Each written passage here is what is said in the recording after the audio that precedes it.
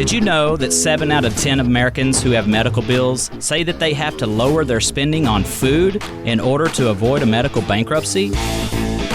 Navigating our highly complex world of healthcare and health benefits leaves many people feeling like a snowball in, well, you know where. I'm Josh Butler, healthcare consultant and advisor to more than 150 employers around the country, and this is A Snowball's Chance in Healthcare, a show about restoring hope in healthcare. Join us as we discuss ways you can lower your healthcare and benefits costs, how companies are winning the healthcare and benefits battle, and how hope is being restored to this community and communities across the country.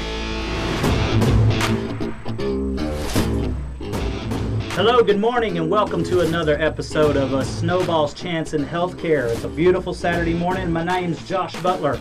I am the president of Butler Benefits and Consulting and host of this program. And each week we're sharing great strategies, great tips, great stories to help give employers and their employees a snowball's chance in healthcare. And today we're going to be discussing a topic that I think is a fundamental topic that people just need to really embrace when it comes to healthcare. And the question is, who's the true payer of healthcare in this country? And we're going to expand on that a little bit today. But just wanted to get started. I just got back from vacation. My family and I just went to Florida, and I believe it was cooler in Florida. We went to Florida to the beach to escape the heat. So for all you guys that had to bear the hot heat last week, God bless you. I was fortunate to get out of town for a week, but now we're back, and another episode of Snowball's Chance in Healthcare. So I'm going to start with a little bit of an analogy. And if I've seen this once, I've seen it 100 times, where a person has met their health insurance deductible, no matter what it is, $1,000, $1,500, $3,000, doesn't matter.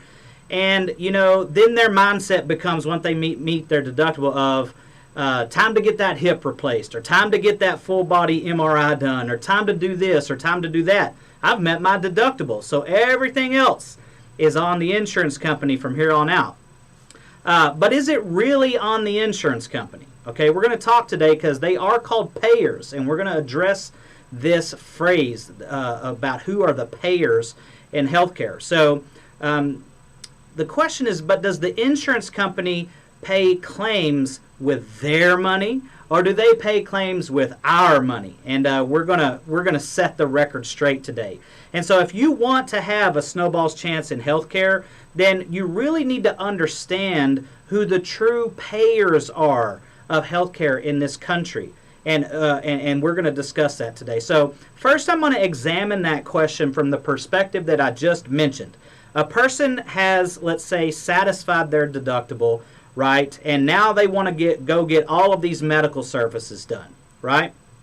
And the reason that people adopt this mindset is because, by and large, we've been conditioned to believe that the insurance companies are the payors of healthcare. And I want to be real clear about something. If a person is seeking care that's truly necessary, that's not what I mean. I mean that by all means, go get yourself taken care of. Go get the health care that you need. But in many instances, from my experience, what I see is that once a person's met their deductible, they're seeking purely elective services, right? Things that they would like to get done if they can get them medically approved. And let's just be real honest about that example really quick. That's simply heaping hot coals over your own head. Because in healthcare, the more you consume and the more you spend in healthcare, well, the insurance company reserves the right to do what to you next year? That's right. They reserve the right to simply raise your premiums year over year over year. And that's what we see happening. They simply defer their losses that they sustain until your next available or renewal cycle, right? And then you know what happens at renewal time. People scratch their heads. You're got a 20% increase, a 30% increase in your health insurance premiums. And they always cite your bad loss ratio as a reason. If you get a renewal that's ugly, in double-digit territory, then they're always going to cite your utilization. Well, you consumed a lot of care, and because your loss ratio was above 80 or 85%, then we lost money. Therefore, we've got to just change your rate for next year. And they always reserve the right to do that. Okay?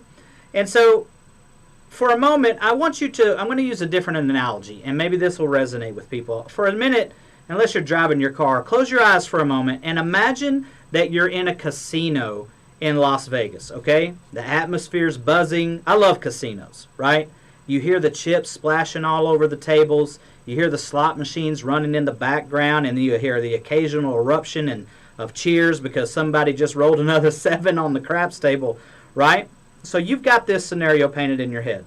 Now let's say there's 1,000 people in that casino, and they're all gambling and playing different games. Now ask yourself this question. How many people, right here in this moment, how many people are winning money, or winning, versus how many people are losing in that given moment? Now expand that question out and apply it to 365 days out of the year. Okay? How many people win money in that casino versus how many people leave with less money than they walked in with? Now, I don't know about you guys, but from my own personal experience, I can tell you that I've lost far more money in Vegas casinos than I've ever taken home, and as most people do. And that's why you have this phrase called the house wins, right? And so outside of being a professional gambler, you're probably not winning every single time you go into, even professional gamblers don't win every single time. And I know that somebody's going to have that one time that Granny Mae went to Las Vegas and she, put a penny in a slot machine and she won $10,000. That's an exception to the rule, guys, right? The rule is, however, with casinos, is that the house always wins. And think about this, guys. This is common sense. If that weren't true, if they didn't win, they couldn't afford that fancy hotel in the casino in the first place, right? I mean, look at the Bellagio. How do they build this luxurious hotel and casino? By losing money? I don't think so. And so, if you think about insurance companies like that, in that perspective, insurance companies are no different. They are collecting premiums from individuals and from companies. Lots and lots of premium dollars, right? And sure, they have to pay out on a lot of large claims. Of course they do. Cancers, premature babies, organ transplants, extended COVID stays. I mean, the very first extended COVID stay bill that I saw from a client was over $350,000. These are very, very large claims. And yes, insurance companies pony up and they pay out a lot of money on a lot of big claims.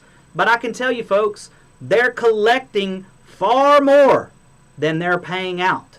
And that's just evident. And if you need a little proof, here, let's take America's largest health insurance company for a moment, United Healthcare. I wrote down a few statistics on UHC. They were founded in 1977, and they are the 8th largest company by revenue in America. Now, just stop right there for a second. A health insurance company, we're talking about health insurance companies. These are some of the largest corporations in the country, not just in their industry, in the entire country. They're the 8th largest company by revenue in America, and they have a market capitalization of $401 billion, ladies and gentlemen. They also have over 350,000 employees nationwide. Now, 40% of UHC revenue comes from a company called Optum, which is their pharmacy benefit side. They're one of the largest pharmacy benefit managers in the United States, and they're owned by United Health Group, okay? But 60% of the revenue for United Healthcare still comes from their insurance side. This is primarily in the form of insurance premiums that you pay, and that I pay, and that your employer pays, and that employers all over the country pay to United Healthcare. Now, let's just roll back the clock. Just 12 years. We're not talking ancient history here. We're not talking 50, 60, 70 years ago. Just 12 years ago, United Healthcare stock traded for $35 per share. That was 12 years ago. Okay? I can vividly remember what I was doing 12 years ago, but in 2010, UHC stock traded for $35 a share. Today, When I checked the market today, or from yesterday, it was trading at $520 a share.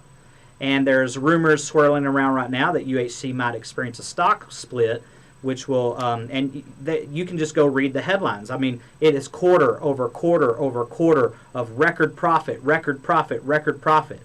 Now, this is staggering how well these health insurance companies, in particular United Healthcare, has done just in the last decade or so, right? And I'm a red-blooded American capitalist. Don't get me wrong. I own a company and I like to make money. So good for United Healthcare. They've made a ton of money. But I'm just using these figures to show you guys, to illustrate for you guys, that UHC, by and large, they're not paying claims with their money, okay? And that's reflected in their stock price. It's reflected in their financial reports. And in every single financial indicator imaginable, they are doing extremely, extremely well, okay? They are acting just as any publicly traded company should. They are a for-profit, publicly traded company. Now, I don't want to just pick on United Healthcare here, okay? So I won't. Anthem, Humana, Cigna, Aetna, all the majors, they're all the same way. Anthem stock was trading at $65 a share in 2010, and today it's over $480 a share. That's Anthem. That's your Blue Cross Blue Shields, HCSC, the companies, that represent Blue Cross and Blue Shield. Okay? Cigna, 2010, was trading at $38 a share compared to $275 a share today. Aetna's no different. They were trading right around $38 a share. And today, Aetna's around $215 a share. So it's not just United Healthcare. It's all the major insurance companies. And their profits have exploded since Obamacare. One of the reasons that has become the case is a provision in the ACA called the Medical Loss Ratio, the MLR provision of the Affordable Care Act.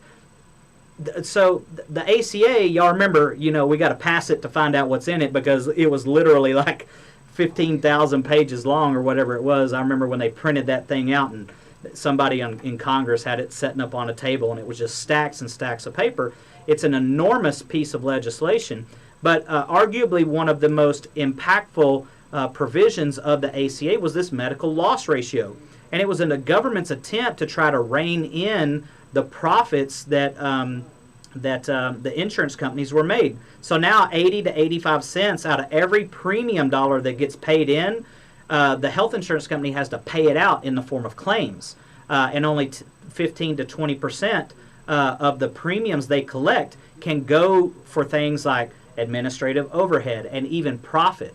And so think about this for a moment, guys. In your business, if you are only allowed to keep 20 cents out of every dollar you collected in revenue as profits and to cover your administrative overhead and your payroll and all your other inventory and your expenses, well, do you want to keep 20% of $1 million or 20% of $1 billion? Of course, 20% of $1 billion, right? Because that's going to make you more money. And so therein lies the problem with the medical loss ratio, is the health insurance companies, it's counterintuitive for me to say this, but it's not in their best interest to lower the cost of health insurance. Because if they only get to keep 20% of $1,000, well, they're only going to get to keep $200. But if they can make premiums more expensive and they can keep 20% of $10,000, then they just made 10 times more money. So there's no incentive, there's no financial motive for a publicly traded insurance company to lower your premium. There just isn't. And what have we seen in correlation to these stock prices and their profits have just exploded over the last decade? So have health insurance premiums. We've talked about this on this program. And we're going to dedicate a show in the future entirely to explaining in detail the medical loss ratio. You business owners out there, you need to understand the profit motive that exists inside healthcare and inside your health insurance, because this game can be played much better than simply buying insurance from the next insurance company. So let's just be clear. I mean, publicly traded health companies, first and foremost, are dedicated to their shareholders. They're dedicated to returning higher yields and higher profits for their shareholders. Their first priority isn't to lower your premium. And that's not to bash them over the head or to call them bad people. It is what it is. And I just tell it like it is. They are responsible for returning profits for their shareholders. And how many 401ks out there are holding stocks in United Health Group and in Cigna and in Aetna? So they can turn around and make the argument, well, we're helping in this way because we're in every 401k portfolio virtually in the world. But they're just behaving like for-profit mega corporations should. I don't hold that against them. I'm just telling you what's driving this up and who are the true payers of healthcare in this country. And just because they're for-profit mega corporations, that doesn't change the fact that we are the ones footing the healthcare bill in this country. And when I say we, I mean you. I mean me. I mean all the employers that we represent, all the employers that sponsor group health plans out there, and taxpayers, right? So that's who's funding healthcare. So when I say taxpayers, it's because think about Medicare and Medicaid, okay? Those, people that have supplements, yeah, they're paying premiums in, but that's largely going to private insurance companies again that sell Medicare supplements. But we're all taxed. If you're a W-2 employee or you're self-employed, doesn't matter. You're paying self-employment tax or FICA or payroll taxes. Or if you're a W-2 employee, you're having Social Security and Medicare taxes withheld from your wages to fund public programs like Medicare and Medicaid. But you're also paying in the form of premiums if you're below 65. Or if you're in a company that offers health insurance, you're paying into premiums. So it's taxpayers, it's business owners, it's businesses, and it's employees that are the true payers of healthcare in this country. Calling a health insurance company a payer of healthcare is like calling H&R Block the payer of your taxes, right? Now think about that for a minute. H&R Block doesn't pay anybody's taxes, right? We all know that. Now, they may assist people in filing returns. They may help people with documentation and paperwork and filing with the IRS. But, doing that sort of thing. But they don't pay your taxes. Okay, so calling a health insurance company a payer of your health care is inaccurate. We are paying these things. And it's fundamental. It's important for you to understand fundamentally that if you are the payer of healthcare and healthcare services, and when we understand that, it changes the way that we consume care, right? Or at least it should. It should. If you fully understand that you're paying for your healthcare services one way or another, either directly if like you're a self-funded employer, or indirectly if you're paying through premiums.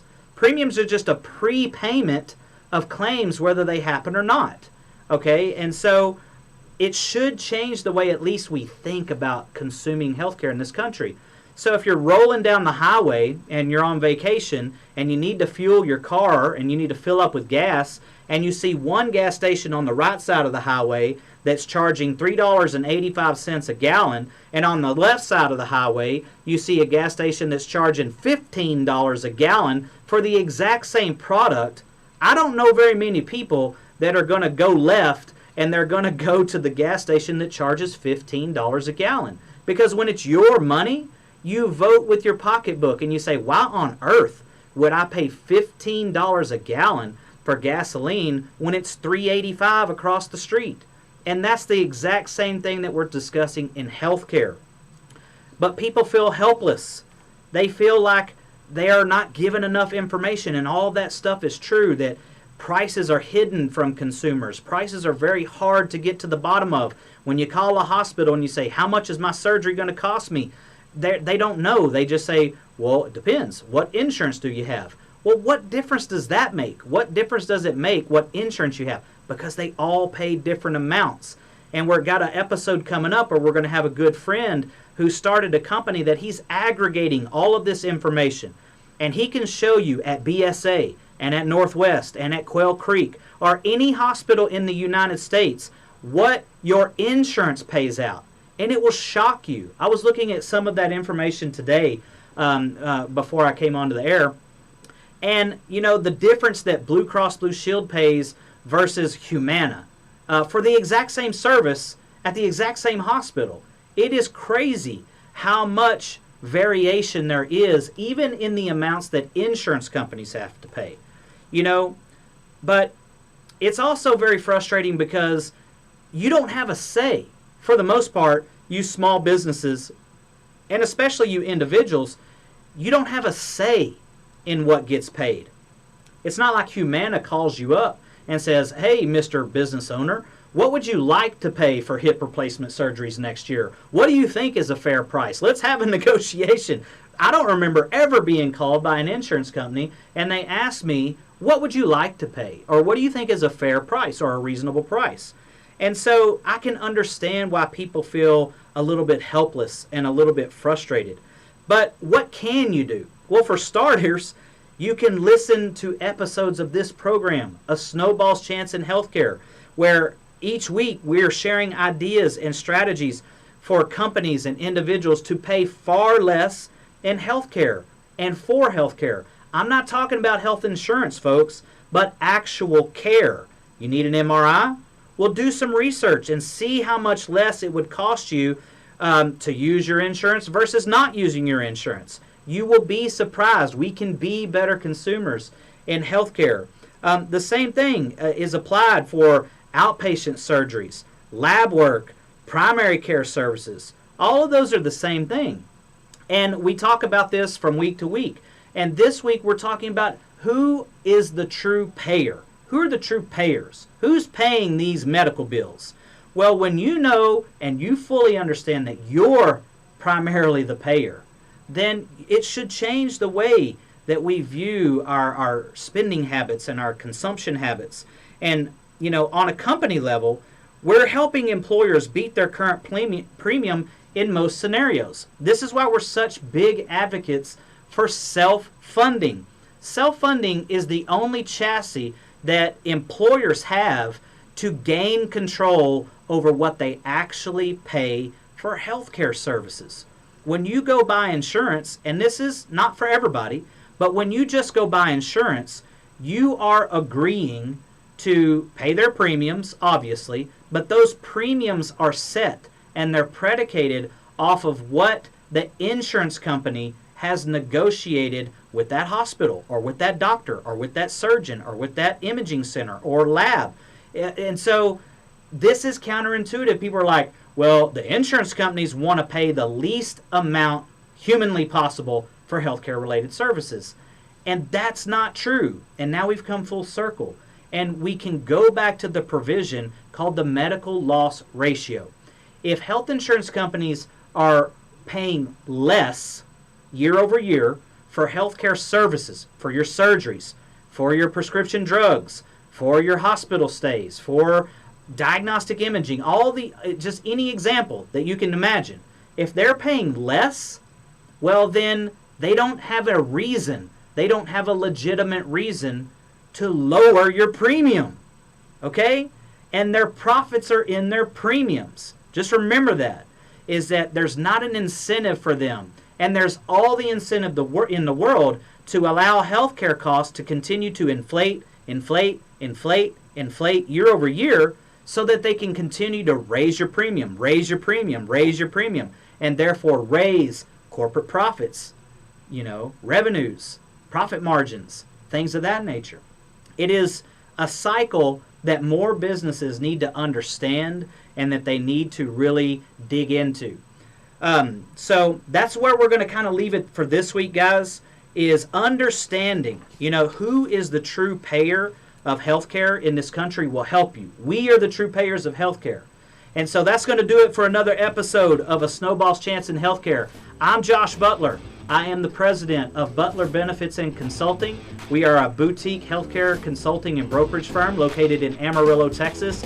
And every week, right here on Snowball's Chance in Healthcare, we're giving employers and families strategies and tips and solutions to give you a snowball's chance in healthcare. God bless. Have a great weekend.